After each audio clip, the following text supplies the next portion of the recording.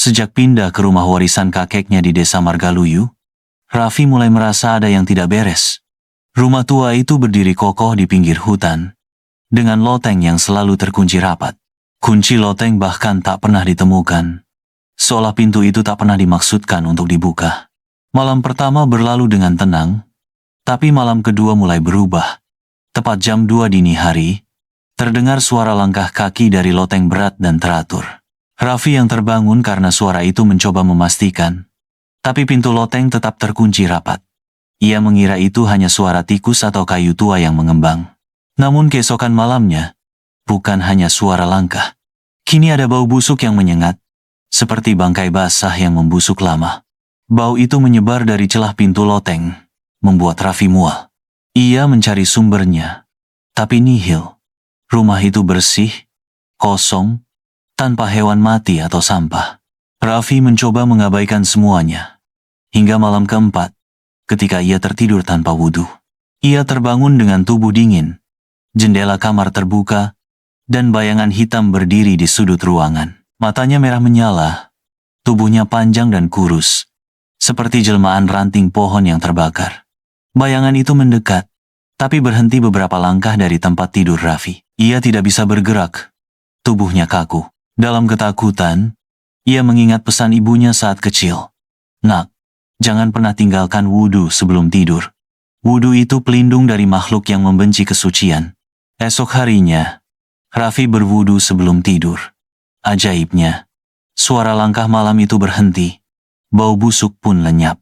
Namun tepat seminggu kemudian, saat Raffi tak sengaja tertidur dalam keadaan junub, pintu loteng terbuka dengan sendirinya. Dan dari kegelapan di atas sana, terdengar bisikan. Akhirnya, kamu lupa lagi. Pagi setelah pintu loteng terbuka sendiri, Raffi menemui sesuatu yang aneh di cermin kamar mandi. Di telapak kakinya yang semalam tidak ia lihat apapun muncul sebuah tahi lalat hitam sebesar ujung jari kelingking. Bentuknya bulat, pekat, dan anehnya, hangat saat disentuh. Sepanjang hari itu, Raffi merasa tubuhnya berat. Kerap kali ia merasa seperti ada yang mengikutinya, padahal rumah itu hanya dihuni olehnya seorang. Tak ada suara langkah di siang hari, tapi tiap ia berjalan, bayangannya seolah bertambah satu. Ia mulai bertanya ke warga sekitar tentang rumah kakeknya. Seorang tetua desa, Pak Taryo, tampak gelisah saat mendengarnya. Loteng itu dulunya kamar seorang santri, namanya Fahri. Ia disuruh kakekmu tinggal di sana untuk mengaji dan merawat rumah. Tapi suatu malam, Fahri kabur. Katanya, ada yang mau menindihnya setiap malam. Sejak itu, pintu loteng dikunci, dan tak ada yang berani buka lagi. Raffi pulang dengan dada sesak.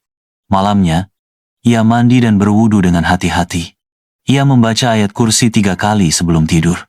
Tapi ketika ia mulai terlelap, ia bermimpi buruk. Dalam mimpi itu, ia berdiri di depan loteng terbuka. Di dalamnya ada sesosok makhluk hitam kurus, sedang menunduk. Saat makhluk itu menoleh, wajahnya tak berbentuk, hanya rongga mata merah dan mulut, yang terus mengucapkan satu kalimat, "Kau milikku sejak kau lupakan kesucian." Raffi terbangun dengan nafas terengah. Ia memeriksa tubuhnya dan terkejut. Tahi lalat di telapak kakinya membesar, kini sebesar koin. Warnanya lebih gelap, dan dari balik pintu kamarnya, bau busuk itu kembali tercium lebih tajam dari sebelumnya. Dari balik celah pintu, terlihat bayangan. Berdiri, menunggu. Pagi itu, Raffi merasa lemas. Setiap langkah terasa seperti menyeret rantai tak kasat mata. Ia memeriksa kitab Al-Quran warisan kakeknya, yang biasa ia baca setiap malam. Saat membuka halaman yang sering ia baca ayat kursi huruf-hurufnya tampak buram. Beberapa bahkan hilang. Seolah ada yang menghapusnya. Kenapa bisa begini? Gumam Raffi. Ia mencoba membersihkan kacamata, membasuh wajah. Tapi tulisan itu tetap tak terbaca. Sorenya, ia menemui Ustadz Arman, seorang guru ngaji di surau desa. Kalau huruf Al-Quran hilang dari pandanganmu, itu tanda hati mulai gelap. Kau harus bersihkan dengan zikir dan taubat, kata Ustadz Arman sambil menatap dalam. Ada jin yang membenci wudhu, karena itu cahaya. Mereka mendekat ketika wudhu kita rusak. Atau kita mulai lalai? Raffi menceritakan semua kejadian bau busuk. Loteng terbuka, tahi lalat di kakinya. Wajah Ustadz Arman berubah tegang. Itu bukan tahi lalat.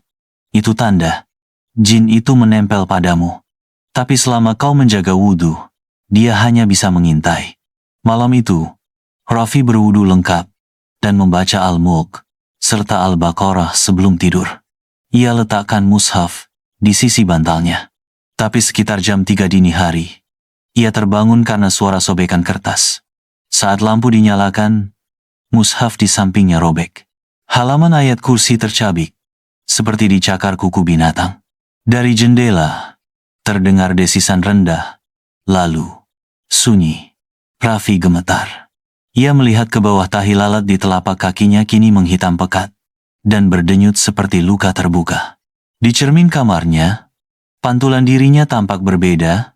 Mata pantulannya tampak merah samar, meski matanya sendiri normal. Dan di belakang pantulan itu, sesosok makhluk berdiri, tersenyum miring. Pagi hari, Raffi mencoba berwudu seperti biasa. Tapi saat air menyentuh telapak kakinya, tepat di bagian yang bertanda air itu seperti mental, tidak membasahi kulit, melainkan menggelinding, seolah menolak menyentuhnya. Ia panik. Dikobanya lagi. Tapi air tetap tak masuk. Ia mengambil cermin kecil dan memeriksa telapak kaki itu. Tahi lalat yang sebelumnya hanya bulat hitam, kini berbentuk seperti huruf Arab terbalik, entah huruf apa. Tapi Raffi yakin itu bukan sembarangan. Ia bergegas ke surau. Tapi saat melewati sawah, tubuhnya mulai terasa ringan, seperti melayang tanpa menjejak tanah.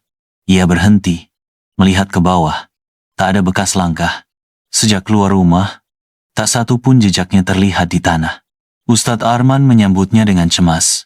Kau harus diruqyah. Jin itu mulai menyatu. Dia menghalangi air wudhu karena tahu hanya itu pelindungmu. Ruqyah dilakukan malam itu. Raffi duduk bersila di tengah ruang tamu, dengan segelas air zam-zam dan sepotong kayu siwak di sampingnya. Ustadz Arman mulai membacakan surat Al-Baqarah, ayat demi ayat. Baru 10 menit berlalu, tubuh Raffi mengejang. Matanya terpejam rapat, dan dari mulutnya terdengar gumaman tak jelas. Tahi lalat di telapak kakinya tiba-tiba meneteskan cairan hitam pekat. Bau busuk menyengat ruangan, seperti bangkai yang terbakar. Tiba-tiba, suara aneh keluar dari mulut Raffi, bukan suaranya, tapi suara berat dan bergema. Air kalian bukan milikku, tapi dia telah menyingkirkan wudhunya sendiri. Raffi terjatuh, pingsan. Saat terbangun ia sudah sendiri. Ruangan kosong. Ustadz Arman hilang. Hanya ada satu pesan tertulis di lantai dengan batu putih. Temui Fahri di pesantren lama. Dia pernah selamat dari jin ini. Sore itu, Raffi mencari tahu tentang pesantren yang dimaksud dalam pesan lantai. Ia bertanya ke warga tua di surau, dan mereka menyebutkan nama pesantren Nurul Falah. Terletak di pinggir hutan, sudah tak berpenghuni sejak belasan tahun lalu. Pesantrennya mati sejak Fahri hilang, ujar Pak Taryo pelan. Tiba-tiba hilang di malam Jumat, katanya sedang diruqyah waktu itu.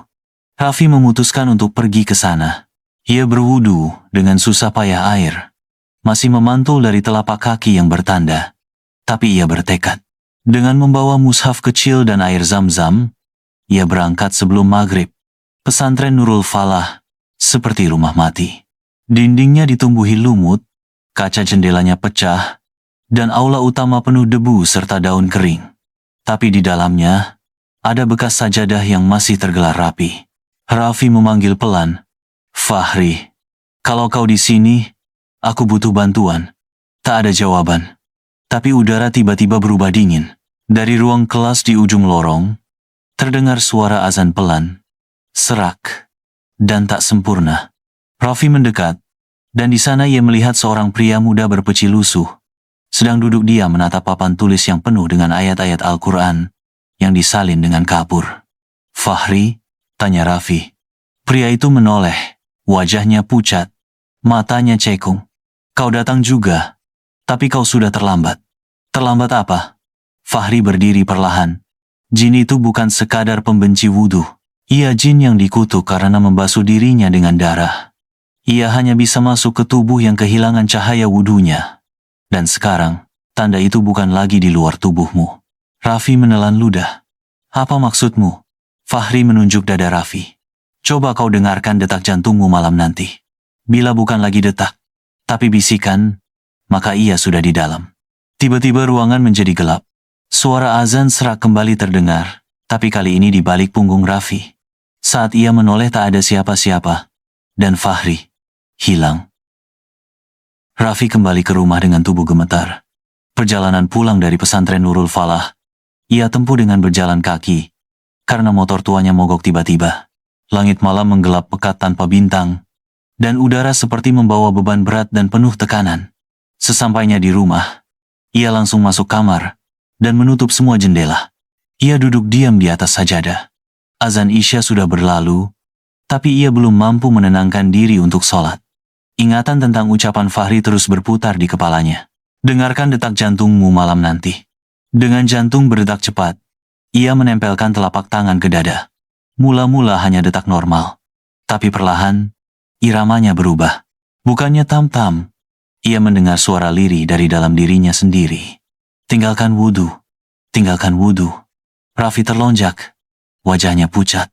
Suara itu nyata, berasal dari dalam dadanya. Ia bergegas ke kamar mandi, membasuh tubuhnya dan mencoba berwudu. Tapi lagi-lagi air mental dari telapak kakinya.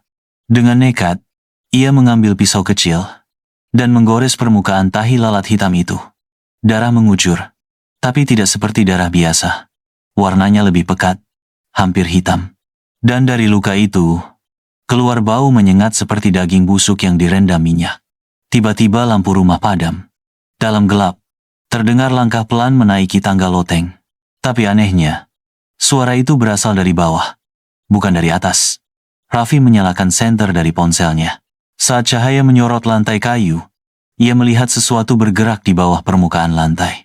Seperti tangan-tangan hitam merayap di sela-sela papan.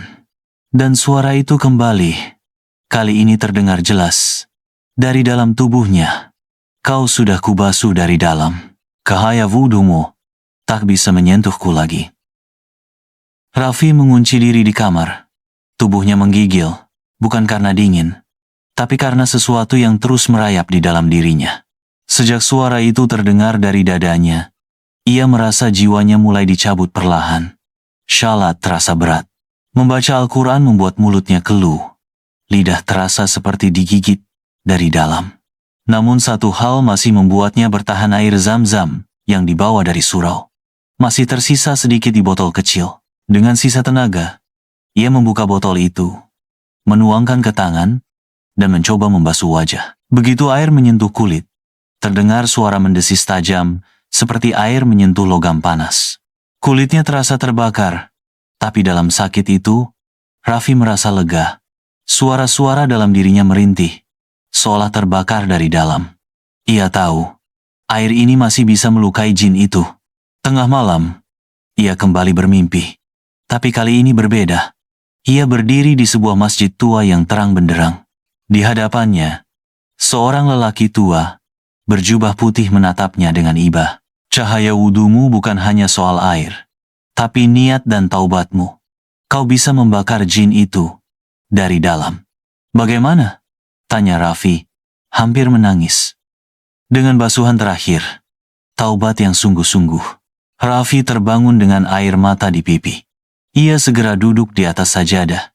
Dan untuk pertama kalinya dalam seminggu, ia berdoa dengan hati yang benar-benar hancur. Ya Allah, ampuni aku. Aku pernah remehkan wuduku. Aku pernah tidur tanpa bersuci. Tapi malam ini, aku kembalikan semuanya padamu. Lindungi aku ya Rob. Tiba-tiba, dari tubuhnya keluar uap hitam tipis. Udara menjadi hangat. Tahi lalat di telapak kaki mulai memudar. Dan untuk pertama kalinya, air wudu yang ia coba sapukan ke kaki, meresap sempurna. Namun dari loteng, terdengar suara melengking panjang dan penuh amarah. Jin itu merasakan cahaya kembali, dan ia tidak akan pergi tanpa pertarungan terakhir. Setelah air wudhu kembali meresap ke tubuhnya, Raffi merasakan kekuatan yang berbeda. Hatinya lebih tenang, pikirannya jernih, Dan untuk pertama kalinya dalam seminggu, ia mampu menunaikan salat Isya dengan khusyuk. Namun ia tahu, malam itu bukan malam biasa. Usai salam terakhir, suara dari loteng kembali terdengar. Tapi kali ini, tidak hanya langkah dan lengkingan. Pintu loteng terbuka sendiri.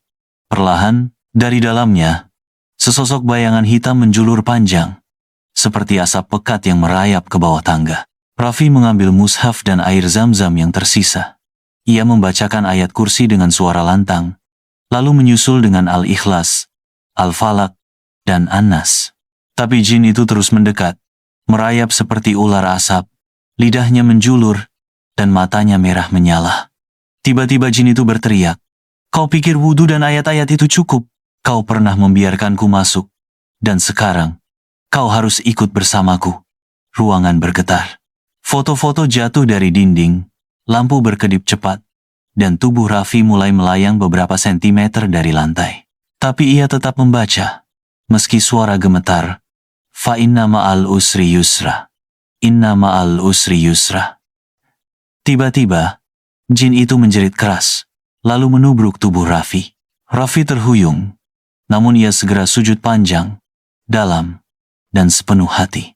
Dalam sujud itu ia membaca doa dengan air mata. "Ya Allah, jika makhluk ini berasal dari kesalahan dan kelalaianku, maka cabut ia bersamaku. Tapi jika aku masih kau beri waktu, bersihkan aku, dan jadikan sujud ini tempat perlindungan dari segala keburukan." Dalam diam sujudnya, ruangan mendadak hening, seolah waktu berhenti. Dan ketika Raffi bangkit dari sujud, jin itu tak ada lagi. Yang tersisa hanyalah bau samar daun bidara dan hawa sejuk yang tak pernah ada sebelumnya di rumah itu. Namun saat ia melangkah keluar kamar, ia melihat sesuatu di cermin lorong. Bayangan dirinya tersenyum, tapi tidak berkedip. Raffi menatap cermin lorong itu lama. Refleksi dirinya tampak mirip, tapi tak sama. Matanya sedikit lebih gelap, senyumnya terlalu kaku. Dan saat Raffi mengangkat tangan untuk mengusap wajah, refleksinya tidak mengikuti. Refleksi itu tetap tersenyum. Dengan hati bergetar, Raffi membaca basmalah lalu ayat kursi, sambil menatap ke arah cermin.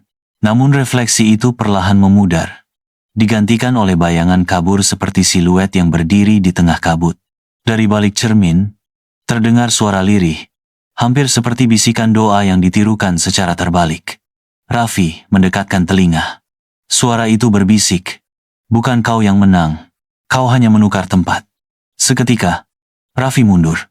Ia berwudu lagi, memastikan basuhan sempurna. Lalu ia mencoba melakukan ru'yah mandiri, mengalunkan surat Al-Baqarah ayat 148 sampai dengan 163. Satu persatu, ruangan terasa lega. Tapi saat ia kembali menatap cermin, refleksinya tak muncul sama sekali. Cermin itu tak memantulkan apapun. Raffi merasa ada yang tidak beres. Ia menelpon Ustaz Arman, tapi nomornya sudah tidak aktif. Ia pergi ke surau mencari beliau, namun yang ditemui hanya Pak Taryo. "Ustaz Arman, dia sudah lama wafat, Nak. Seminggu sebelum kau datang ke desa ini. Waktu sedang meruqyah seorang pemuda dari keluarga ini juga." Raffi mematung. "Tapi, aku sempat diruqyah olehnya." Pak Taryo menghela napas. "Kalau begitu, mungkin yang kau temui bukan tubuhnya, tapi semangatnya yang belum selesai." Raffi kembali ke rumah dengan dada penuh pertanyaan. Di depan pintu, ia menatap ke dalam rumahnya. Cermin di lorong kini menampilkan bayangannya kembali, tapi ada sosok lain berdiri di belakangnya, samar dan perlahan mendekat. Cermin itu menampilkan satu kalimat di permukaannya, ditulis dengan embun. "Masih ada satu pintu yang belum kau tutup, hatimu sendiri." Raffi berdiri di depan cermin, tubuhnya membeku. Sosok di belakangnya, bayangan hitam dengan mata merah, terus mendekat, seperti tangan yang ingin meraih. Namun kali ini, Raffi merasakan sesuatu yang berbeda. Suara bisikan itu terdengar lagi, lebih dalam, lebih jelas. "Aku sudah ada di dalam hatimu, Raffi. Kau sudah membiarkanku masuk." Tapi Raffi tahu ia tidak bisa menyerah. Ia mengingat kata-kata Fahri dan pesan terakhir dari Ustaz Arman. Ia menutup matanya dan membaca doa terakhir yang diajarkan oleh sang Ustadz. "Ya Allah, aku berlindung kepadamu dari segala godaan yang menyesatkan. Aku memohon agar Engkau membersihkan hatiku, menghapuskan segala dosa, dan menjauhkan diriku dari godaan makhluk yang terlarang. Saat itulah, ia merasakan seberkas cahaya menyelimuti tubuhnya, seperti air yang mengalir melalui pori-pori kulitnya. Wudunya yang dulu tak sempurna, kini terasa lengkap. Dan dalam sujud terakhirnya, ia memohon ampunan dan perlindungan dari Allah Subhanahu wa Ta'ala.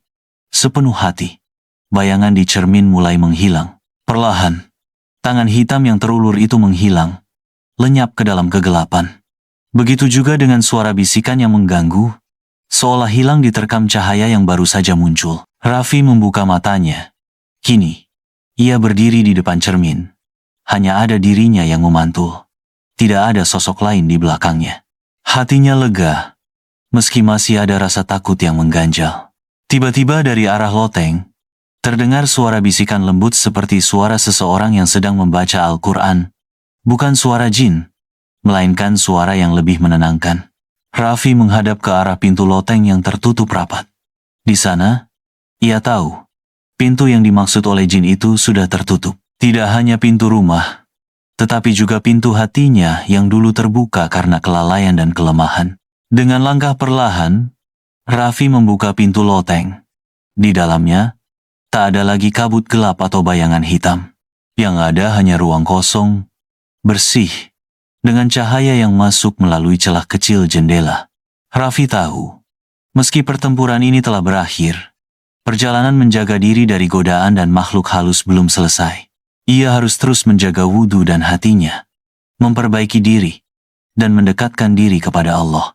Sebuah kesadaran baru menyelimuti dirinya, bahwa tidak hanya tubuh yang harus dijaga, tetapi juga hati dan niat.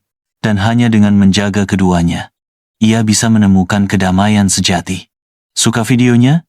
Jangan lupa like, comment, dan subscribe ya.